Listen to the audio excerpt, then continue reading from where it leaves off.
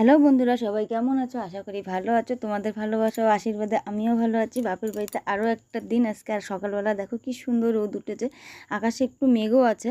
তো এখন আমি এই যে রেডি হয়ে নিচ্ছি, যাব দমদম। কিসের জন্য যাব সেটা তোমাদেরকে দমদম গিয়েই বলছি। তো এখন একটু চা মুড়ি বানিয়ে দিল মা, তো ওটা খেয়েই বেরিয়ে যাচ্ছি। তো যাব এখান থেকে বাজারে যাব, ওখান থেকে টোটো ধরে তারপরে স্টেশন যাব। তো এই যে এখন দেখো একা একাই হেঁটে হেঁটে যাচ্ছি, আর আমি এখান থেকে একাই যাচ্ছি। বাকিরা সবাই উঠবে, রানাঘাট থেকে উঠবে, কেউ কেউ কাঁচরাপাড়া থেকে উঠবে। আর অনেক দিন পরে একা একা যাচ্ছি, তো বেশ একটু নার্ভাস লাগছে। আর এই লাইনটাতে কখনো একা একা মানে অনেক দিন পরে একা একা যাচ্ছি। আগেও গেছিলাম যখন আমি ক্লাস করেছিলাম, তখন আমি একা একা যাওয়া আসা করেছি, কিন্তু অনেক দিন হয়ে গেছে সেটা। তো চলো, সময়ের সাথে সাথে মানুষকে সব কিছু করতে লাগবে। তো এখন এই যে স্টেশনের দিকে বেরিয়ে গেলাম টোটো ধরে। তো স্টেশন গিয়ে তারপর তোমাদের সাথে কথা বলছি। এই যে স্টেশন চলে আসলাম, আর এদিকটা দেখো রিজার্ভেশন কাউন্টার, আমাদের কৃষ্ণনগর স্টেশনেই আছে রিজার্ভেশন কাউন্টার। তো আমি সোজা চলে যাব অন্য কাউন্টারে। তো এই যে টিকিট কেটে এখন চলে আসলাম প্ল্যাটফর্মে। আর লেডিস স্পেশাল দাঁড়িয়ে আছে, যাব লেডিস স্পেশালেই। তো চলো আগে ট্রেনে উঠে নিই, তারপরে কথা বলছি তোমাদের সাথে। আর ট্রেনটা যেহেতু দাঁড়িয়ে আছে আর ছাড়ার সময় হয়ে গেছে, আমার একটু লেট হয়ে গেছে ঘর থেকে বেরোতে। যেহেতু অনেক দিন, বললাম না তোমাদেরকে, অনেক দিন পর আমি আসছি, ওর জন্য ট্রেনের টাইম টেবিলগুলো আমার ঠিক জানা নেই। তো সেজন্য একটু লেট হয়ে গেছে। আর এই যে এখন ট্রেনে উঠে বসে পড়লাম, ট্রেনটা এখনই ছাড়বে। এই যে ট্রেন এখন কৃষ্ণনগর স্টেশন থেকে ছেড়ে দিল। তো চলো যাওয়া যাক। তো এই যে দেখতে দেখতে এখন রানাঘাট স্টেশন ঢুকছে, আর এখান থেকে দিদিভাই উঠে গেল তার মেয়েকে নিয়ে। আর কাঁচরাপাড়া থেকেও আরেকটা দিদিভাই উঠবে। আর দেখো লোকাল ট্রেনে কী সুন্দর জিনিস উঠেছে, এগুলো দেখে যা দেখছি আমার তো সব কিনতে ইচ্ছা করছে। তো এই যে আস্তে আস্তে আমরা আমাদের গন্তব্যের দিকে যাচ্ছি, আর কাঁচরাপাড়া থেকে দিদিভাই উঠে গেছে। তো এই যে দমদম স্টেশন ঢুকে গেল। এখন এই যে ট্রেন থেকে নেমে গেছি, আর এই যে দীপালি দিদিভাই, তার মেয়ে আর রিঙ্কুদি।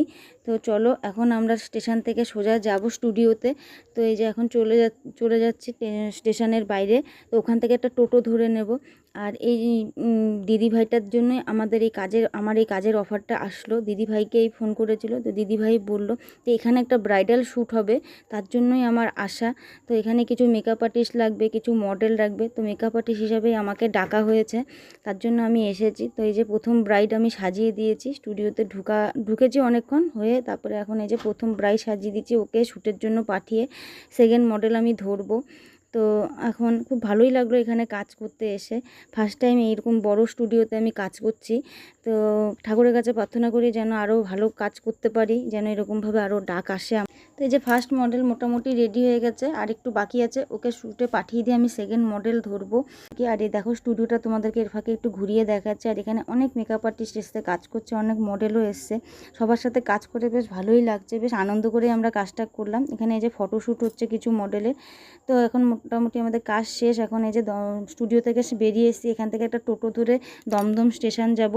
তো এই যে স্টেশনে এসে গেলাম, আর এখন আমি ট্রেন মানে ওই পারে যাব, ওখানে আমার লালগোলার ট্রেনটা আসবে। কৃষ্ণনগর লোকাল অনেকটা লেট আছে। আর এই যে ট্রেনে উঠে গেলাম, ট্রেনে দেখো প্রচণ্ড ভিড়। আর 8:20 আমি ট্রেনে উঠেছি, জানি না কখন গিয়ে পৌঁছাবো।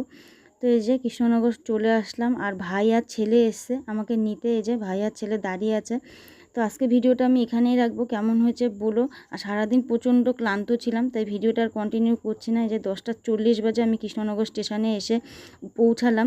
তো এখন বাড়ি যাব, ভিডিও এখানেই রাখছি। সবাই খুব ভালো থেকো, পাশে থেকো, লাইক করো, কমেন্ট।